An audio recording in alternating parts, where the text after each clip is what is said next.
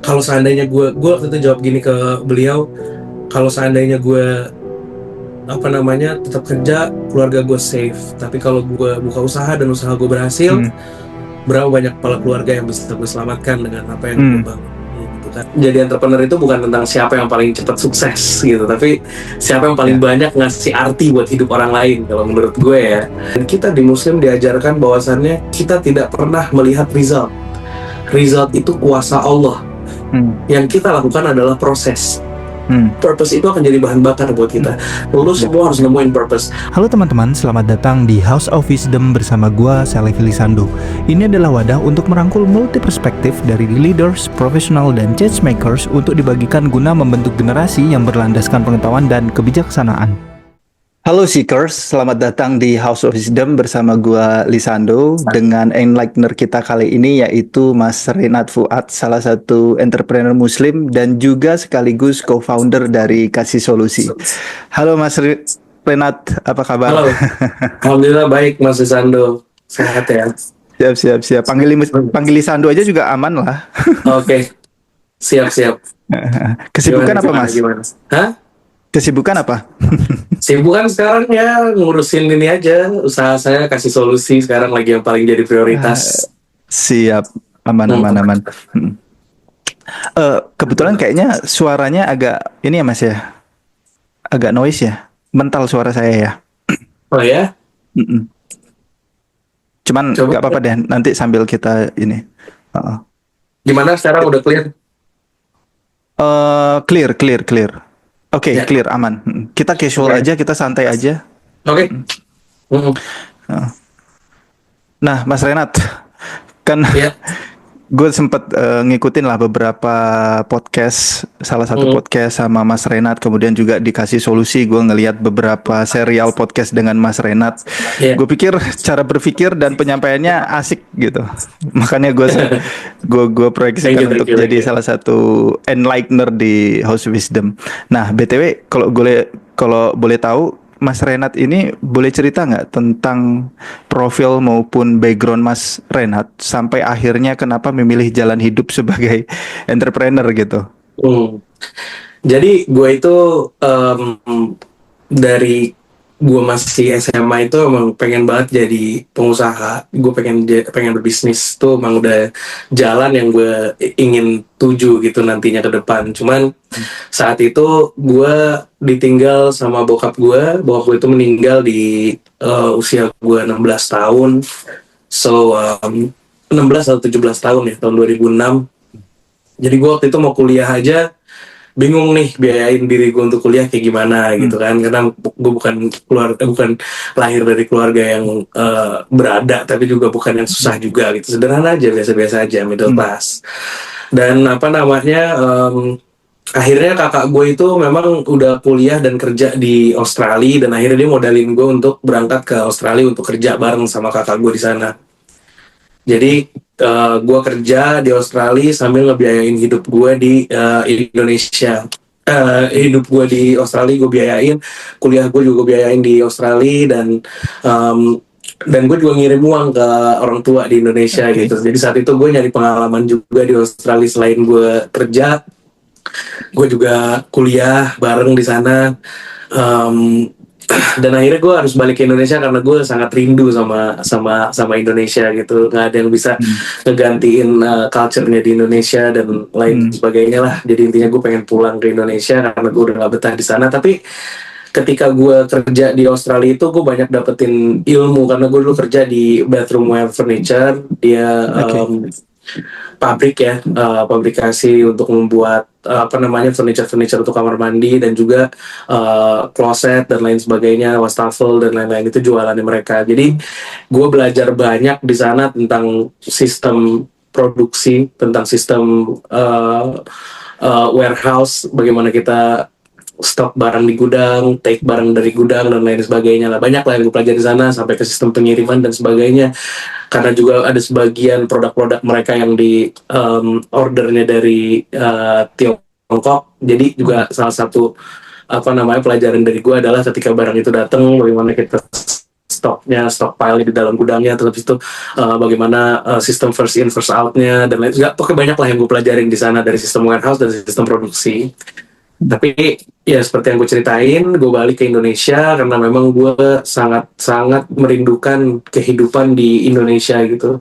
Di negeri manapun, semaju apapun tuh negeri, nggak ada yang bisa ngegantiin. Terutama kalau lo seorang practicing Muslim yang menjalankan syariat-syariat Islam dalam hidup lo, tentu tinggal di negeri Muslim seperti di Indonesia yang mayoritasnya Muslim itu akan lebih mudah gitu, azan terdengar, kita kalau puasa bisa bareng-bareng dengan segala macam apa namanya culture dan budaya yang ada di Indonesia gitu, Lebaran gitu. Di sana tuh nggak kerasa seperti kita Lebaran dan puasa di sini. Banyak lah Yep. hal yang gue rindukan akhirnya gitu. Untuk ibadah juga gampang, sholat Jumat kita gampang, di mana-mana ada masjid dan lain sebagainya. Cari makan halal itu bukan isu karena semuanya hampir majority di sini halal gitu.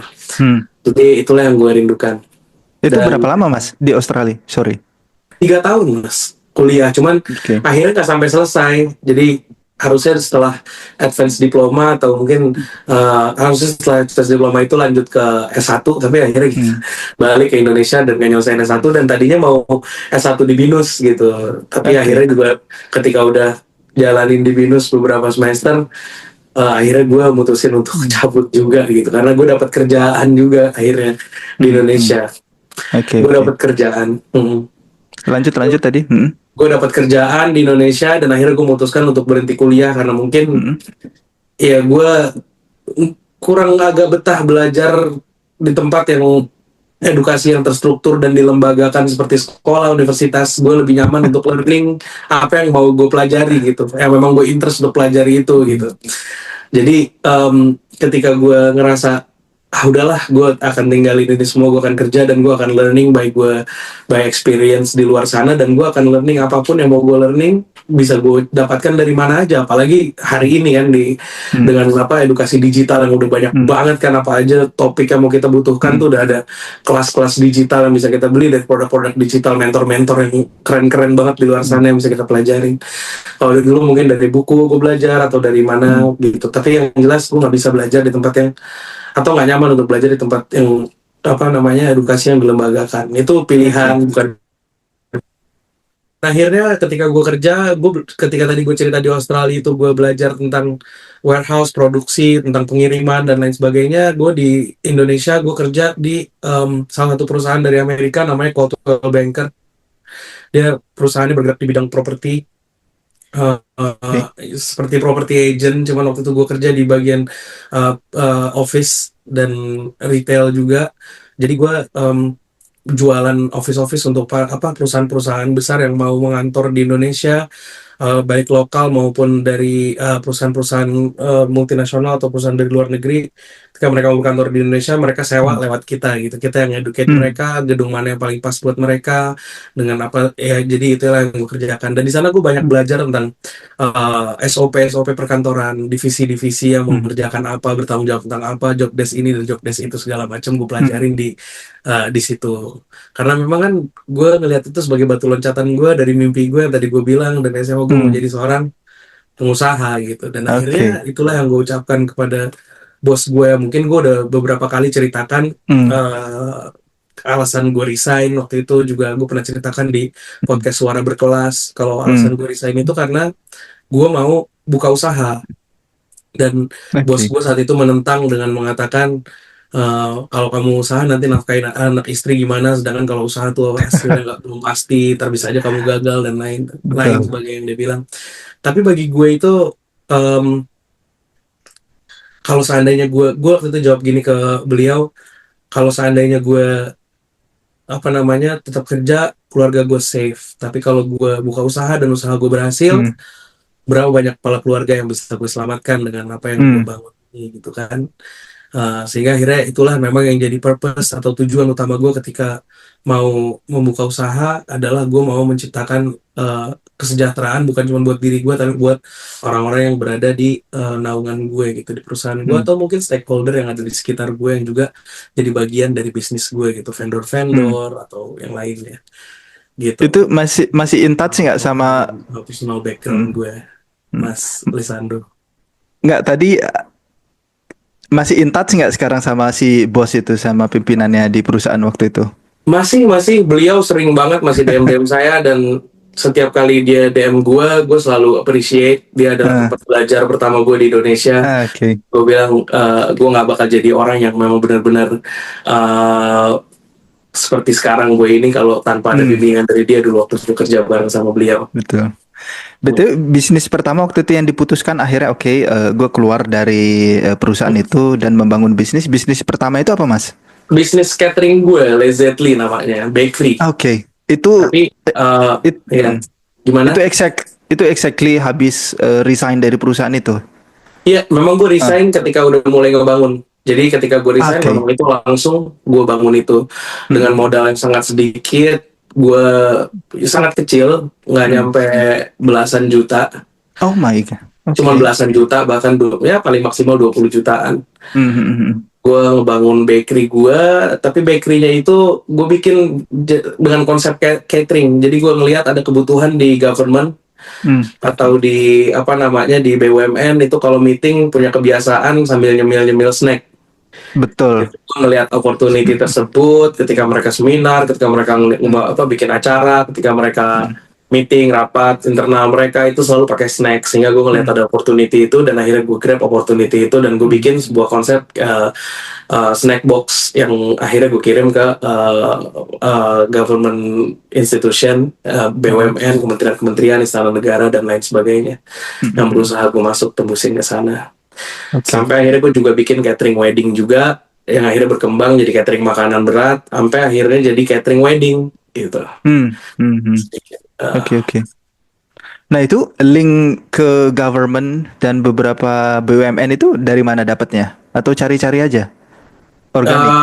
Hmm. Awalnya pasti dari orang-orang dekat dulu, dari network yang Oke. ada, dari teman-teman sekolah Hmm, dulu yang mungkin uh, bokapnya kerja di satu tempat institusi BUMN atau dari hmm, pemerintahan gitu. Kita deket dari situ dulu, datang ke rumahnya, ngasih sampel, minta tolong bantuin masuk ke dalam hmm. sana gitu. Dan akhirnya ya, sedikit demi sedikit kita punya network yang lebih luas gitu, karena dari Hmm. sini kadang-kadang mereka meeting ngundang dari institusi lain, mereka makan dan akhirnya ngontek kita juga. Terus juga Oke. kita juga apa namanya hire sales yang memang kuat di apa namanya relasinya ke institusi-institusi pemerintahan gitu, Ya. sehingga akhirnya Hmm. dia udah punya kontak-kontak person yang ada di sana, siapa yang handle pemesanan kue dan lain Oke. sebagainya, dan akhirnya ya bisa tersebar lah akhirnya dan bisa ya lumayan itu.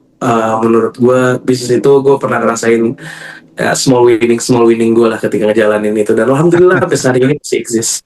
Oh, sekarang ini kasih kasih solusi Masih eksis. mas Dia kasih juga masih solusi running ya? exist, dia masih exist, tapi gue sekarang udah nggak ada dalam pengurusan di sana. Gue cuma Oke. jadi salah seorang komisaris dan shareholder aja, udah nggak Oke, oke, lagi oke. ngurusin sama sekali. Oke. Berarti udah berapa tim, Mas? Dari awal berapa sampai sekarang berapa? Dulu awal mulai cuman gue bareng sama nyokap gue sama tante gue bertiga, dan ada Hmm. beberapa yang ngebantuin, cuman dua atau Hmm. tiga karyawan yang Hmm. ngebantuin Hmm. sama Hmm. satu.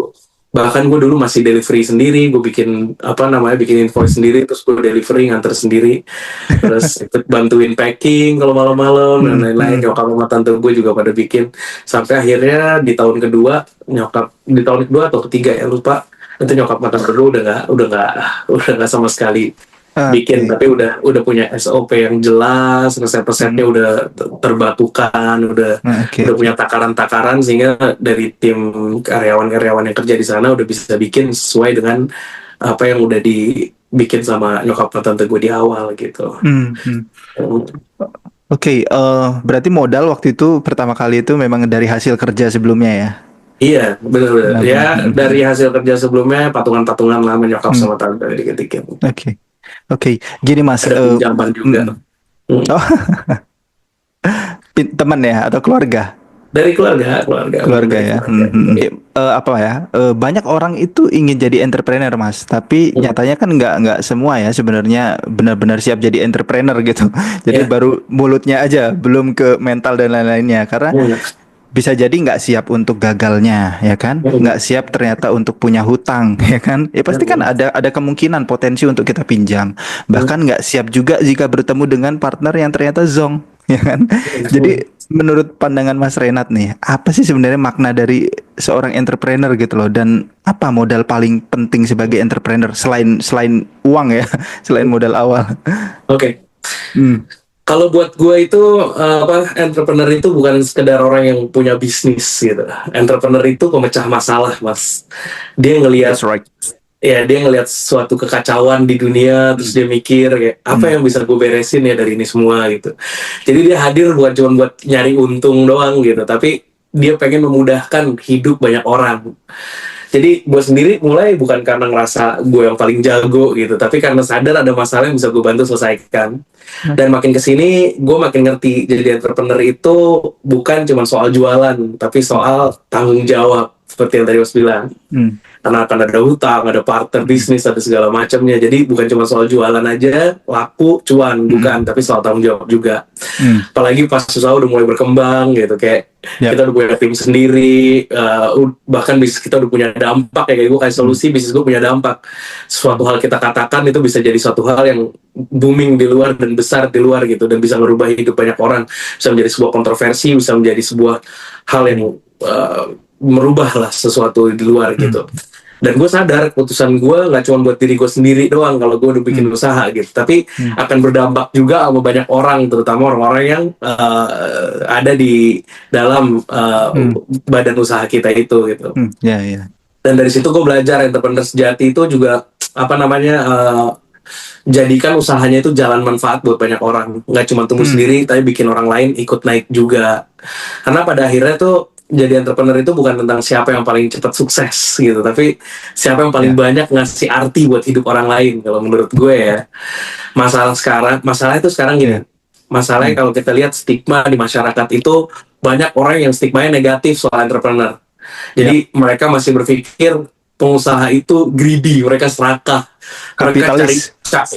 mereka cari cuan sebanyak-banyaknya, mereka ini yang nyebabin ketimpangan sosial. Apalagi kalau udah mulai ngeliat daftar orang terkaya di dunia gitu, ngeliat Jeff Bezos, ngeliat ini, orang bakal mikir kayak ini orang udah kaya banget, masih aja memperkaya diri terus gitu. Padahal di dunia banyak yang susah gitu, padahal realitanya tuh beda banget gitu. Kalau kita kasih contoh aja deh, Jeff Bezos, tadi gue sebut Jeff Bezos, kekayaannya emang gede banget. Jeff Bezos bisa hampir 200 billion dollars valuasinya, net worth-nya dia. Tapi perputaran yang diciptain Amazon, perputaran ekonomi yang diciptain Amazon tuh jauh lebih besar daripada kekayaannya Jeff Bezos itu sendiri gitu kan. Dan lo bisa bayangin, Mas, maksudnya efek domino yang dibangun dari Amazon itu nggak main-main gitu. Dia nyiptain lebih dari 1,5 juta lapangan kerja langsung, ya kan, di seluruh dunia. Dan belum lagi mitra logistiknya dia, belum lagi UMKM yang tumbuh, konten kreator, penulis buku, kan dia banyak jualan buku juga, brand-brand kecil yang dapat panggung karena ekosistem yang dia bangun itu. Jadi dia bukan cuma bikin kaya dirinya doang, tapi dia jadi mesin ekonomi yang ngidupin jutaan orang. Kalau di Indonesia kita punya contoh, salah satunya Pak Nadiem Makarim. Dulu ojek cuma ngetem di pangkalan. Sekarang karena Gojek lebih dari 2 juta mitra driver yang bisa punya penghasilan yang lebih pasti. Dan nggak cuma itu doang, ada ratusan ribu kios-kios makanan kecil, UMKM, dan jasa-jasa yang masuk dunia digital karena platform Gojek ini gitu kan. Jadi Gojek ini secara nggak langsung itu udah nyiptain keadaan ekonomi yang banyak. Jadi kadang-kadang kalau kita ngeliat entrepreneur, jangan ngeliat wah gila, dia orang kaya banget, dia serakah banget, dia gara-gara orang-orang seperti ini banyak ketimpangan sosial. Padahal kenyataannya berbeda, justru dia yang mengangkat atau mengelevasi kesejahteraan di masyarakat justru. Tapi dan kalau kita lihat Jeff Bezos dan Nadiem Makarim itu datang dari ide-ide mereka gitu. Tapi ide bukan cuma buat nyari duit, tapi buat nyari solusi buat orang banyak gitu. Yang tadi gue bilang di awal, entrepreneur itu maknanya adalah kalau lo itu memang mau memecahkan solusi yang ada di masyarakat, entah itu memudahkan hidup mereka atau justru merubah sesuatu yang masih salah atau belum ada gitu. Dan kalau misalnya kita lihat kan, kayak tadi gue cerita, entrepreneur sejati itu bukan yang kayaknya paling besar aja, tapi justru yang dampaknya paling luas, yang usahanya bisa ngangkat hidup banyak orang, dari timnya, vendornya, partnernya, stakeholdernya semua, bahkan orang yang nggak pernah dia temuin langsung tapi ngerasain manfaat dari sistem yang dia bangun. Jadi kalau misalnya gue bilang entrepreneur itu buat orang-orang yang tadi lu bilang mungkin takut itu bukan soal jadi bos, bukan. Tapi ini soal tanggung jawab, karena begitu lu bangun bisnis, lu bukan cuma mikirin diri lu sendiri. Lu bawa banyak kepala, banyak perut, banyak harapan yang ikut sama lu. Dan gue percaya juga dunia nggak kekurangan orang pinter. Tapi kita kekurangan orang yang peduli dan mau jalan duluan. Tim butuh orang yang berani, yang mikir jauh ke depan, bukan cuma pengen kaya, tapi pengen bikin kehidupan yang adil buat lebih banyak orang. Itu kalau menurut gue makna dari entrepreneurship, Mas. Keren. Yeah. Maksudnya kadang-kadang kan kita nggak berpikir sampai sejauh itu ya, seberapa banyak kemaslahatan yang kita buat loh, ya kan? Itu Betul. berkahnya luar biasa itu dengan Benar. kita membuka lapangan pekerjaan, bahkan bukan hanya membuka lapangan pekerjaan, menggerakkan roda ekonomi. Ekonomi itu kan induk dari apa ya, social Kesejahteraan. science gitu, kesejahteraan dan lain sebagainya. Seperti itu. Nah, tapi aku agak beralih nih Mas. Tapi dulu ketika memutuskan untuk memilih jalannya sendiri ya, dalam hal ini kan sebagai entrepreneur gitu, sempat ada titik bimbang juga nggak Mas? Misalkan semacam berada di apa ya, kayak persimpangan jalan kalau kata Mas Fuad ya. Mungkin ini Mas agak Renat. nggak. Mas Renat. Iya. Mas Renat, oke.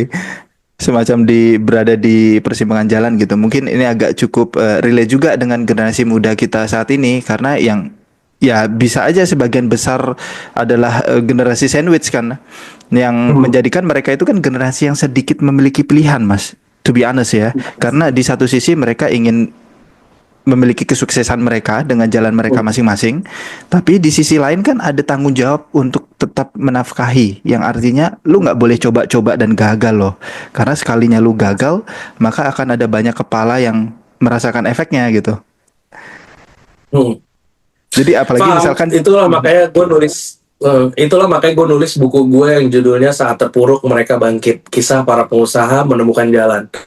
Dan di chapter pertamanya itu judulnya menemukan tujuan, berada di persimpangan jalan tanpa tujuan. Jadi memang setiap orang dalam hidupnya akan menemukan sebuah persimpangan hidup. Gitu, dimana dia mengalami satu krisis dalam dirinya. What should I do? Gue dalam keadaan tekanan, I don't know what I have to do, apa yang harus gue lakuin untuk gue bisa keluar dari permasalahan-permasalahan gue ini, dari beban-beban gue ini, gimana cara gue nyelesainnya. Dan every entrepreneur, kalau kita mau pembahasannya kan tadi temanya tentang entrepreneur muslim kan. Ya, every entrepreneur muslim, apalagi entrepreneur muslim yang mereka sadar banget tentang tanggung jawab mereka akan ditanya lagi nanti di hari kiamat. Misalnya mereka udah punya orang tua gitu, seorang laki-laki yang punya orang tua dan orang tuanya mungkin harus bergantung sama dia, dan berbakti pada orang tua itu adalah satu nilai yang benar-benar besar banget di sisi Allah. Terus juga anak dan istri yang menjadi tanggung jawabnya seorang suami gitu, seorang ayah gitu, itu benar-benar berat banget bagi mereka ketika ternyata kehidupan tidak memberikan jawaban yang sejalan dengan apa yang diharapkan gitu. Jadi kita pernah semua, gue pun pernah dalam hidup persimpangan tanpa tujuan, tapi ternyata ketika gue memiliki purpose yang kuat dalam hati gue, dan memang itu berada, dan purpose itu akhirnya menjadi kompas bagi gue untuk kemana gue nanti akan berjalan. Jadi saat itu bagi gue persimpangan hidup gue, kalau gue cerita dari pengalaman pribadi ya mungkin orang bisa ngambil jawabannya bukan dari teknis tapi dari pengalaman pribadi gue gitu. Pengalaman pribadi gue pernah, tadi gue ceritain bisnis gue adalah catering bakery untuk government dan ada lagi catering wedding. Di dalam pandemi, what do you think? Itu mati semua. Nggak boleh ada keramaian, orang nggak ada yang rapat di kantor, semuanya rapatnya lewat Zoom, semua rapatnya lewat online, nggak ada lagi pertemuan, sedangkan bisnis gue sangat-sangat membutuhkan yang namanya keramaian. Bahkan catering wedding satu ditiadakan, kalaupun ada cuman boleh beberapa orang aja dan sisanya nonton lewat Zoom waktu dulu kan, wedding di zaman pandemi, dan itu benar-benar satu hal yang berat banget. Sedangkan gue punya karyawan waktu itu ada 60 yang mesti gue kasih makan, di rumah gue punya anak dan istri, dan orang tua gue juga hidupnya seperti yang gue bilang tadi bergantung sama bisnis ini gitu. Sehingga gue pun nggak tahu gue harus ngapain, dan itulah gue berasa ada di persimpangan hidup gitu. Persimpangan hidup yang gue tuh nggak tahu mesti ngapain. Satu-satunya kompas yang benar-benar mengarahkan gue adalah, yang membuat gue tetap bangun pagi, itu beberapa hal. Yang pertama, kalau kita bahas entrepreneur muslim, kita akan bahas bagaimana seorang muslim harusnya berbisnis. Yang pertama, ketika gue bingung gue ngapain, gue punya keyakinan, dan kita di muslim diajarkan bahwasannya kita tidak pernah melihat result. Result itu kuasa Allah. Yang kita lakukan adalah proses. Kita udah ngelakuin apa? Kalau sekarang gue ada di rumah dan gak boleh keluar, apakah rezeki gue akan terputus begitu aja sedangkan gue masih hidup? Dan gue percaya selama masih hidup, rezeki itu masih tetap ada. Cuman memang kita diwajibkan untuk berusaha mencapai rezeki tersebut. Nah, saat itu gue yang penting apa? Gue akan bangun pagi karena gue dengar Rasulullah SAW bilang berkahi umatnya di pagi hari, sehingga gue akan tetap bangun pagi. Pertama. Yang kedua, ketika gue bangun pagi, apa yang harus gue lakukan? Karena gue nggak bisa keluar, dan gue nggak bisa ngelayanin government dan wedding saat itu gitu, karena emang nggak boleh gitu. Tapi gue harus ngapain gitu? Gue isi kepala gue dengan belajar.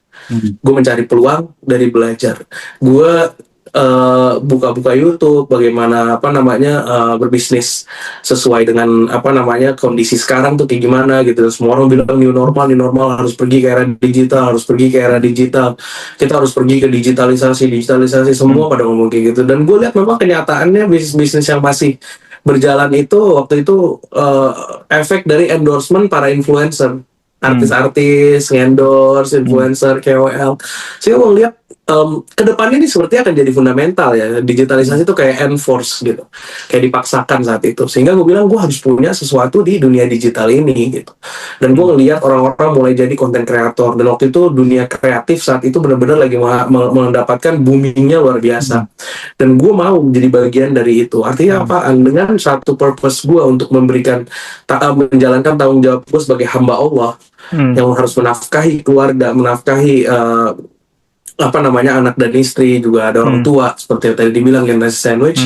Gue harus melakukan sesuatu gitu, dan gue harus mengikuti, dan gue harus adapt, karena nggak ada alasan nanti cuma bilang mau gimana gitu. Nggak bisa kita kayak gitu, nggak bisa.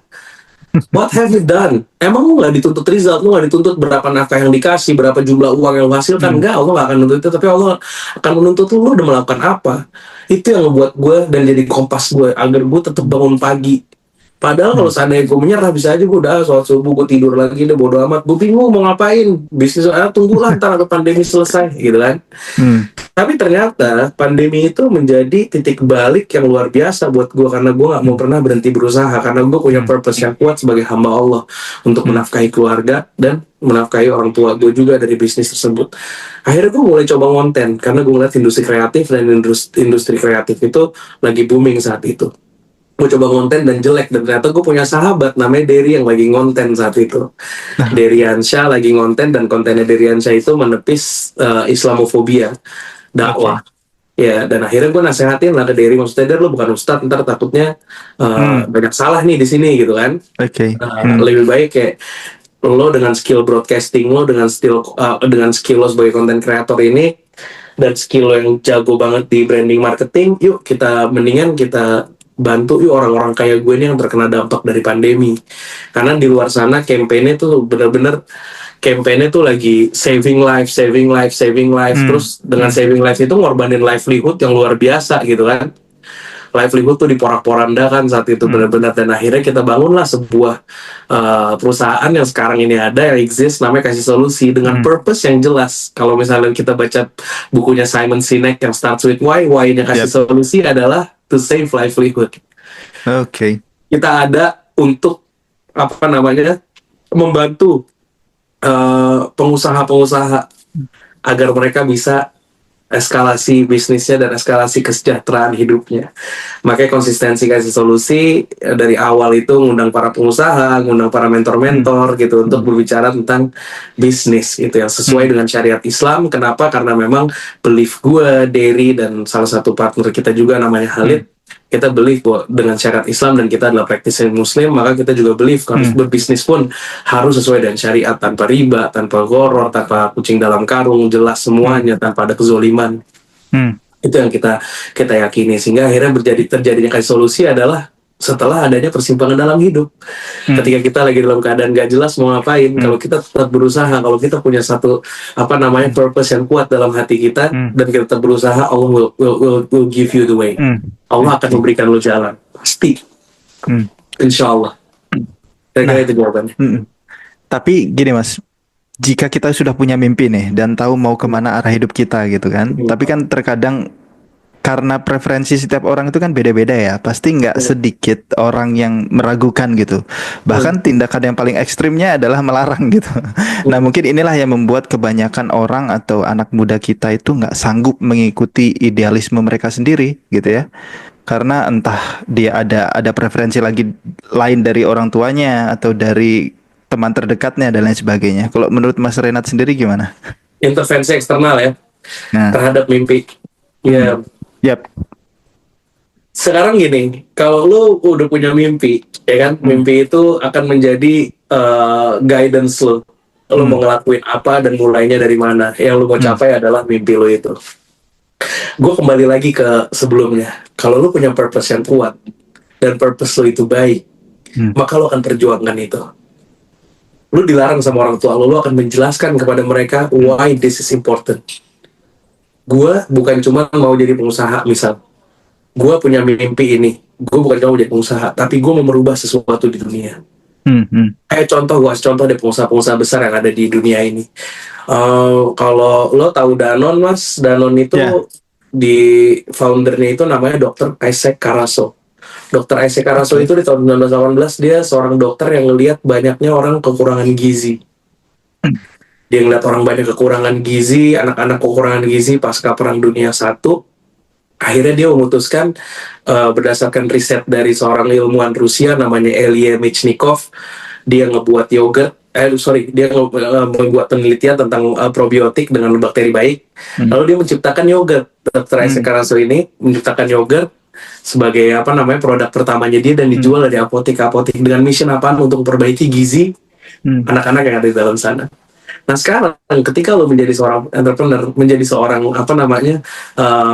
pengusaha, lo pengen menyelesaikan sebuah masalah, lo pengen memberikan dampak yang baik pada sebuah lingkungan, lalu dapat intervensi dari orang eksternal, apapun bentuk intervensinya, lo akan jelaskan ke mereka, gue mau melakukan ini, lo mau dukung gue atau nggak dukung gue mau berubah ini, gue mau melakukan ini. Itu nggak akan penting. Yang penting adalah lo tahu bahwasannya tujuan lo adalah baik. Kalau lo tahu tujuan lo adalah baik dan lo tahu niat lo tulus untuk melakukan ini dan lo mau memperjuangkan ini, mau apapun hambatan di depan, mungkin pertama kali dari orang terdekat, tapi nanti mungkin dari kompetitor bisnis, mungkin nanti dari yang lain lagi. Tapi kalau lo punya purpose yang kuat, lo akan tetap jalan. Nggak peduli berapa banyak intervensi yang masuk, karena lo bukan cuma mau nyari cuan. Kalau misalnya gini, gue bisa mencari cuan, lalu dapat intervensi eksternal, lalu lo bilang enggak, kenapa gue mau kaya, dengan cara ini gue bisa kaya. Oke, lo akhirnya rebel lah, bodo amat sama intervensi luar, tapi gue pengen cuan. Ternyata di tengah jalan bisnis yang lo jalan ini nggak cuan, lo akan lanjutin itu apa enggak? Ya. Karena mimpi lu cuan, ketika nggak cuan lo akan ganti lagi. Kemarin es kepal Milo, sekarang martabak Nutella. Kenapa? Karena lu ngeliatnya tren di luar lagi yang ngapain, apa yang lagi viral di TikTok, apa yang lagi orang banyak beli. Nanti akan berubah lagi dan akan berubah terus. Tapi ketika lu ngejalanin sesuatu karena sebuah mission, karena sebuah purpose yang ngegerakin hati lu mau merubah sesuatu, maka lu akan jalanin sebagaimana para pengusaha-pengusaha besar jalanin. Kalau lu tahu Body Shop, ada Anita Roddick. Dia ngejalanin karena apa? Dia ngelihat adanya kecantikan itu banyak menyakitkan lingkungan. Salah satunya adalah animal testing. Ya, dia against hal itu. Dia pengen rubah bahwasannya cantik itu bisa bertanggung jawab. Maka dia ingin menciptakan sebuah produk body shopnya itu dengan mission, gue mau membuat dunia lebih adil dan tidak menyakitkan. Bahwasannya cantik itu nggak perlu menyakiti, nggak perlu mengeksploitasi. Dan dengan message yang kuat tersebut, dia jalan dan terus berjalan dan akhirnya memiliki banyak loyalis dan pengikut. Hmm. Hmm. Ada intervensi, apa gangguan dari luar, yes pasti banyak banget di luar yang apa namanya against sama dia, apalagi industri yang memang sudah bertahun-tahun menjalani apa yang dia tentang tersebut, itu akan jadi hambatan. Tapi ketika mission itu clear, ketika purpose itu jelas, apapun hambatannya ternyata dia malah bisa membuat regulasi berubah di pemerintahan di Uni Eropa saat itu, yang akhirnya mereka melarang yang namanya animal testing untuk membuat produk-produknya. Dan gue ngeliat itu intervensi eksternal, kalau seandainya lo memiliki purpose yang kuat, itu nggak akan jadi pengaruh buat lo, karena tujuan lo adalah lo mau merubah sesuatu yang menurut lo salah. Dan ketika lo mau memperjuangkan hal tersebut, mungkin pertama lo jalan sendiri, tapi kedepannya lo akan jalan bersama-sama dengan orang yang memiliki purpose yang sama dengan lo, selama itu otentik dan apa namanya bukan sesuatu yang fake atau palsu. Oke, oke, oke, oke. Nah, ini Mas, tadi Mas Renat juga sempat ini ya mention terkait dengan mungkin titik terendahnya nggak sih waktu pandemi itu akhirnya buat kasih solusi, ya kan? Yes. Nah, cuman di sini pertanyaan gue adalah step-stepnya apa aja? Karena gini, mungkin di luar sana banyak yang termotivasi karena orang tuanya gitu kan, anak istrinya gitu kan, dan lain-lain. Nah, tapi setelah termotivasi, apa langkah konkret yang perlu kita ambil gitu loh? Ya kan, mau diarahkan kemana nih motivasi kita nih? Karena bisa aja di awal termotivasi karena euforia gitu kan, tapi akhirnya nggak semangat lagi karena motivasinya udah menguap gitu. Nah, waktu itu Mas Renat gimana tuh? Eh, Konkretnya, step-stepnya untuk terlepas dari itu. Jadi ini Purpose-nya, Mas. motivasi nih ya. Balik Purpose. lagi ke purpose Oke. hidup. Makanya pentingnya purpose dalam menjalankan hidup itu harus memiliki purpose atau tujuan. Gak ada hal teknisnya ya. Ya ada, Mas. The real yang tadi saya ceritain, ketika saya terpuruk, satu-satunya purpose yang menyalakan api di hati saya cuma satu. Gue akan ditanya sama Allah tentang anak dan istri gue di kelak di kemudian hari, dan gue nggak boleh diem. Gue nggak akan dituntut result sama Allah, tapi gue akan ditanya gue udah melakukan apa. Dengan itu aja gue melakukan sesuatu. Dengan itu aja gue jadi bangun pagi. Dengan itu aja gue jadi mencari sebuah peluang yang bisa gue jalanin. Dan dengan kekuatan purpose itu yang ngebuat gue harus mencari sesuatu jalan untuk gue keluar dari keterpurukan gue ini. Karena gue nggak hidup untuk diri gue aja. Gue hidup dengan purpose sebagai hamba Allah. Dan hamba Allah diperintahkan sama Allah untuk A, B, C, D, E, F, G. Saat itu yang berhubungan dengan kehidupan atau livelihood adalah anak dan istri gue dan orang tua gue yang bergantung sama bisnis yang gue jalani. So itu yang menjadi bahan bakar gue. Makanya purpose itu akan jadi bahan bakar buat kita. Lu semua harus nemuin purpose. Oke, mungkin ada sebagian, mungkin non-muslim yang lain. Lu bisa pakai framework kayak Ikigai. Tahu Ikigai? Purpose of being-nya orang Jepang. Yang lo harus menemukan 4 hal itu yang dijelasin sama sama mereka, bahwasanya kita dibikin ada 4 diagram lingkaran gitu, 4 diagram lingkaran, lalu di situ ada what you love, apa yang lo cintai, apa yang lo ahli di dalamnya, melakukan apa yang lo kuasai dari skill dan dan lainnya, terus apa yang dibutuhkan sama dunia gitu, dan yang keempat lo bisa menghasilkan uangnya dari mana gitu. Nah, dari 4 diagram ini aja lo jawab satu-satu itu pertanyaan dalam hidup, lo akan mendapatkan purpose di lingkaran tengahnya gitu. Karena persilangan antara apa yang lo cintai dan apa yang lo kuasai tadi itu akan jadi sebuah yang namanya akan jadi satu hal yang namanya passion. Ya kan? Persilangan antara apa yang what you're good at, apa yang lo kuasai dengan apa yang bisa menghasilkan dari apa yang lo kuasai tersebut, itu akan menjadi profesi lo, ya kan? Persilangan antara apa yang lo bisa mendapatkan uang darinya dan apa yang dibutuhkan oleh dunia, itu bisa jadi vocation lo nantinya. Dan persilangan antara apa yang dibutuhkan sama dunia dan apa yang lo cintai tadi, itu akan jadi yang namanya mission. Jadi 4 ini akan jadi penggerak lo. Itu juga bisa dipakai. Bahkan mau lo seorang muslim atau non muslim, lo bisa pakai framework ini untuk menemukan passion lo yang bisa menjadi purpose of being lo dalam dunia lo, mencari livelihood lo atau mencari nafkah lo. Gitu kan? Ya, selain kalau kita muslim, yang paling penting adalah menjadi hamba Allah, itu kan yang pertama, yang paling utama. Berarti kalau misalkan gagal, purpose-nya nggak kuat itu. Iya, berarti purpose-nya nggak kuat. Berarti bahan bakar dalam dirinya nggak kuat. Dia nggak memiliki tujuan hidup yang jelas. Betul, euforia doang gitu ya. Punya misi, lu punya perjuangan. Selama manusia merasa di dirinya masih memiliki perjuangan, mereka akan bergerak bangun untuk perjuangan tersebut. Kalau misalnya lu belum punya perjuangan, berarti hidup lu belum punya makna. Maka lu harus cari makna perjuangan apa yang lu mau perjuangin. Benar. Ya. Nah, Ini juga Mas, kalau gue lihat ya, Hmm. semacam benchmark, semacam garis tuh, entah itu entrepreneur, entah itu apapun itu bidangnya ya, apapun profesinya, terkadang situasi sulit itu jadi life changing mereka gitu, jadi titik Hmm. balik mereka, breakthrough mereka gitu. Nah, Mas Renat sendiri salah satu orang yang percaya nggak kalau situasi sulit atau kesulitan itu justru bisa jadi peluang di dalamnya, bisa terdapat peluang Bukan di dalamnya, bukan hanya justru. percaya, Hmm. bukan hanya percaya, saya menghidupi itu. Saya ceritakan tadi, Iya situasi iya sulit iya. saya justru jadi peluang terbesar saya gitu, jadi life changing Hmm. opportunity buat saya gitu. Dan Hmm. kita bisa lihat di luar juga krisis menjadi peluang. Yang Hmm. tadi saya ceritain pun krisis yang menjadi peluang. Dr. Isaac Hmm. Karaso after pasca World War One, dia ngebangun bisnisnya Danone Hmm. Hmm. pertama Hmm. kali. Dari apa? Dari melihat sebuah krisis. Hmm. Krisis apa saat itu? Anak-anak yang pada malnutrisi, kurang Hmm. gizi. Hmm. Dari krisis kita bisa mendapatkan peluang. Semua krisis akan menjadi peluang karena setiap bisnis itu harus lahir dari keresahan, Mas.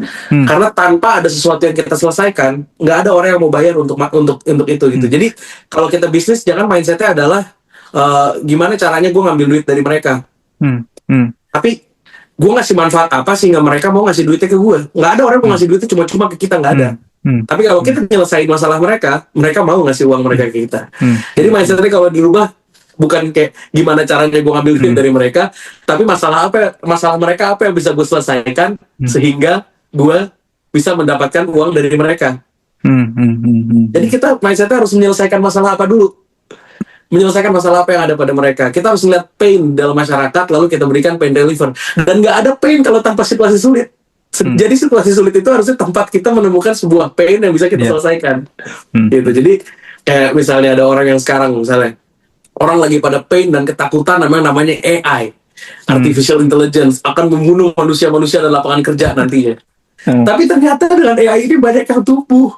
Banyak banget yang tumbuh dari AI. Sekarang ada pekerjaan apaan? Prompt engineer.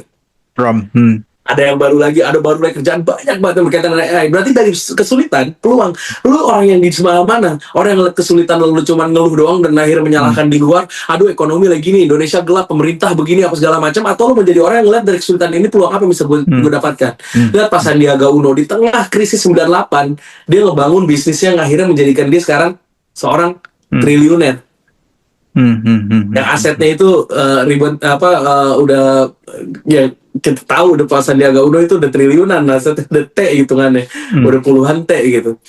Dan kita bisa ngelihat itu lahir dari mana, dari krisis. So krisis itu peluang. Krisis itu Yep. peluang. Kalau kita punya mindset krisis itu peluang, kita akan bisa menemukan sebuah peluang gitu. Karena tadi gue bilang, orang itu mau ngasih duitnya kalau kita bisa menyelesaikan masalahnya. Orang mau bayar Gojek karena Gojek menyelesaikan masalahnya dia. Masalah dia ingin berpindah dari satu tempat ke tempat yang lain ketika mereka tidak punya kendaraan. Mereka tinggal buka di handphone doang, mereka rela ngeluarin uang untuk dianterin sama ojek yang mereka pesen. Jadi kalau kita mindset seperti itu, insya Allah kita bakal bisa menemukan peluang. Dan ada satu quotes dari Winston Churchill, mungkin banyak yang nggak suka Winston Churchill, tapi dia pernah ngeluarin satu quotes. Dia bilang, optimis itu sees opportunity in every difficulties. Tapi pesimis itu ngeliat difficulty in every opportunity. Jadi orang yang optimis itu akan ngeliat peluang di setiap kesulitan. Mau kesulitannya seperti apapun yang dilihat adalah peluangnya. Tapi kalau pesimis, dia akan ngelihat kesulitan di setiap peluang yang ada. Bahkan ketika ada peluang, dia melihatnya kesulitannya, bukan peluangnya. Sedangkan optimis itu dia ngelihat peluang bahkan di tengah-tengah kesulitan. Dan menurut gue itu sangat powerful untuk menjawab pertanyaan ini. Iya. Karena memang banyak sebetulnya, kayak Warren Buffett kan dia bilang di saat situasi sulit justru itu adalah peluang kamu untuk sukses kan. Dan sebetulnya kan ini terbukti ketika COVID, nggak hanya yang pasti juga ada yang terdampak ya. Tapi coba bayangkan ada berapa yang bangkit juga kan, termasuk kita kasih solusi. Betul, salah satunya kita. Iya. Nah, kalau dari aku juga termasuk ke pribadi kita. Kadang-kadang gini, karena aku berpikir zona nyaman itu berbahaya sekali, racun sekali. Dia perlahan mematikan gitu. Tapi ketika kita punya urgensi gitu ya, kita punya purpose, kita terdesak kadang-kadang, itulah yang membuat kita mau nggak mau melakukan kan. Nah itu kadang-kadang yang naik level up hidup kita gitu. Perjuangan, kita harus memperjuangkan sesuatu dalam hidup kita. Kalau kita nggak memperjuangkan apapun ya, buat apa kita hidup? Iya, benar benar benar benar benar. Hmm. Iya, umur kita cuman rata-rata negara berkembang kan cuma 60, masa kita mau Ya, begini-begini aja bahkan kan? kan bukan negara berkembangnya berdasarkan riset, tapi Nabi kita sendiri kan udah bilang Rasulullah SAW umur Ah, umat itu nggak lebih dari 60-70 tahun. betul, betul, betul, betul, betul. Ya, Nah, ini Mas, karena tadi bicara soal Nabi, jadi aku langsung alihkan ke sejauh mana peran nilai-nilai Islam dalam kesuksesan Mas Renat ya, dalam hal perjalanannya dalam berbisnis dan berkeluarga. ya, ya itu nilai yang paling utama karena kan ketika kita ngomongin diri kita ya purpose kita ada di dunia ini ya pertama jadi hamba Allah kan. Hmm. So dalam menjalani kehidupan keluarga, dalam menjalani bisnis itu kita butuh kompas, butuh guidance. Hmm. Dan Hmm. kita alhamdulillah diberikan Allah hidayah dan taufik untuk memeluk agamanya, di mana agama yang Allah turunkan kepada kita melalui Rasulnya Rasulullah SAW itu benar-benar mengatur dari mulai kita bangun tidur sampai kita tidur sampai kita bangun lagi, bagaimana kita berumah tangga, bagaimana kita berbisnis, bagaimana kita mengelola pemerintahan, sampai yang besar seperti mengelola pemerintahan, mengelola Hmm. negara, Hmm. bahkan diajarkan juga oleh Nabi kita SAW bagaimana berinteraksi dengan uh, manusia, bagaimana berinteraksi dengan yang beda agama, bagaimana berinteraksi dengan yang sesama muslim, bagaimana berinteraksi dengan seluruh orang yang ada di dunia, bahkan berinteraksi dengan binatang, bagaimana berinteraksi dengan tumbuhan dan alam di Ya. sekitar kita, semuanya diajarkan, bahkan sampai ke cebok pun diajarkan kita gitu, istinja ada Ya. aturan-aturannya gitu. Bersih aja, Hmm. hidup aja, kita semua diajarkan. Jadi nilai Islam harus ada Hmm. dari semuanya, dari kehidupan berkeluarga dan berbisnis. Dari cerita saya yang tadi itu aja udah bisa memperlihatkan bahwasannya yang menjadi saya bisa bangkit di tengah keterpurukan adalah nilai Islam yang ada dalam diri saya. Alhamdulillah Allah memberikan hidayah dan taufik itu pada diri saya, sehingga ketika saya lagi bingung mau ngapain, yang ada di otak saya cuma satu, yang ada di hati saya cuma satu: gua akan ditanya di hari kiamat kelak apa yang gue lakukan untuk keluarga gue. Hmm. Sehingga dengan bensin itu, dengan api itu, dengan perjuangan itu, dengan apa yang Allah tanggung jawabkan pada diriku, itu nilai Islam yang ada pada hati saya, hati gue, itu membuat gue bangkit dari keterpurukan gue dan akhirnya menemukan jalan hidup gue. Jadi dalam kehidupan berkeluarga dan berbisnis, nilai Islam itu sangat penting ketika lo memiliki hal itu. Apalagi ketika lo mendapatkan banyak kekecewaan di dalam dunia bisnis, deal yang akhirnya lo harapkan ternyata nggak jadi. Kalau lo milikin nilai Islam dari diri lo akan mengatakan kalau bukan rezeki gue nggak akan jadi rezeki gue. Allah telah takdirkan semuanya, maka kita akan mengatakan qadarullah wa masya'afa'al. Kita nggak menyesal dan nggak hidup dalam penyesalan.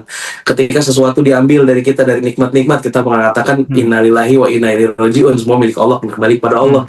Dan kita akan tetap berusaha karena kita yakin semua yang berusaha akan Allah berikan hasilnya gitu. Terus Allah juga janjikan kelapangan ketika dalam kesempitan, dan kita mengimani janji tersebut sehingga kita masih terus berjalan. Kita memiliki harapan, dan harapan itu sangat penting untuk menjalankan hidup. Jadi nilai Islam itu tentu sangat dibutuhkan oleh orang-orang yang oleh semua manusia, bukan cuma seorang yang berkehidupan berkeluarga atau berbisnis saja, tapi dalam kehidupan kita membutuhkan nilai Islam ada dan hadir dalam diri kita. Kalau itu mungkin segitu aja kali ya, ntar jadi ustadz jadi. Oke. Terakhir Mas, Ya. kira-kira apa yang ingin Mas Renat sampaikan gitu jika ada orang-orang di luaran sana yang sedang berada pada kondisi terendah lah, situasi kritis mereka lah, entah dia itu merasa menjadi manusia yang gagal, kemudian kehadirannya itu tidak dianggap, menjadi beban orang sekitarnya gitu, atau bahkan dipandang sebelah mata oleh orang-orang atau bahkan keluarganya gitu. Sebentar Mas, saya mau bacain satu skrip konten saya aja lah kalau ini. Boleh. Kalau dari gue pernah bikin satu konten, dan ini konten pertama gue. Gue mulai disuruh sama Derry waktu itu untuk ikut konten. Jadi Derry bilang, kayaknya lo udah perlu konten deh, karena tadinya kan gue jarang kontennya kan, gak konsisten, tapi sekarang konsisten. Konten pertama gue menyuarakan satu ketakutan di hati gue, takut dipandang sebelah mata, takut dibilang lo siapa sih, ngapain sih lo dapet respon negatif dari orang lain, itu yang gue takutin. Tapi akhirnya gue bikin satu konten yang justru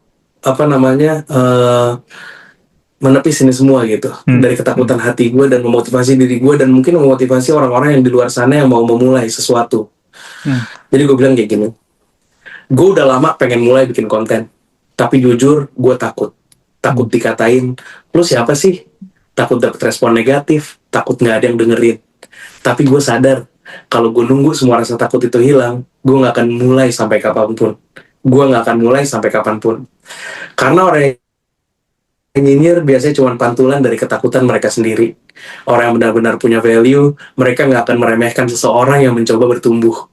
Jadi hari ini gue beraniin diri, bukan karena udah pede, tapi karena gue yakin ada orang di luar sana yang punya masalah yang sama kayak gue dan butuh konten seperti ini. Kalau lo ragu untuk mulai sesuatu, semoga video ini jadi tanda untuk lo. Mulai aja dulu, meskipun belum sempurna, kita bisa tumbuh bareng-bareng. Cakep. Oke, thank Nah, you. udah. Terima kasih banyak ya. Terima kasih banyak Mas Renat atas waktunya, dan semoga Siap. obrolan kita kali ini bisa jadi pencerahan lah, sesuai dengan nama narasumber kita, sebutnya enlightener, pencerah. Semoga bisa menjadi pencerah siapapun teman-teman muslim ataupun non muslim di luar sana yang ingin memulai sesuatu, entah itu berbisnis atau apapun, ya ingat kembali ke purpose-nya ya. Seperti itu.